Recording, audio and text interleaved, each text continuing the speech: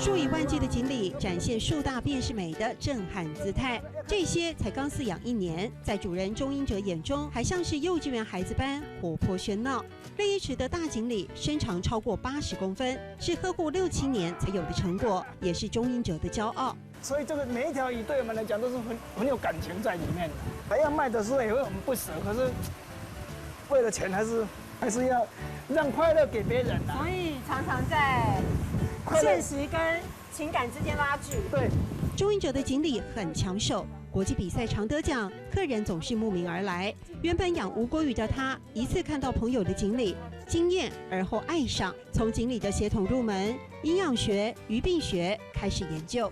我养25年，头5个年都是亏本，现在已经养了25年。你说我会吗？我还是在学习。钟英哲比喻，后来就像新手父母逐渐上手，懂得如何照顾宝贝，而他也就像父亲般，以嫁女儿的心态看待该是在商言商的买卖。我们卖了之后，有空还是会去看看它。所以有一次我到英国去，我说：“哎，你这里面的鱼子好像有一条是我的鱼。”英国人他说：“真的吗？”我说：“真的啊。”结果他去问那个经销商，经销商跟他讲：“对，那一条是不能买的。”钟英哲描述与锦鲤之间互动的情感很有感染力。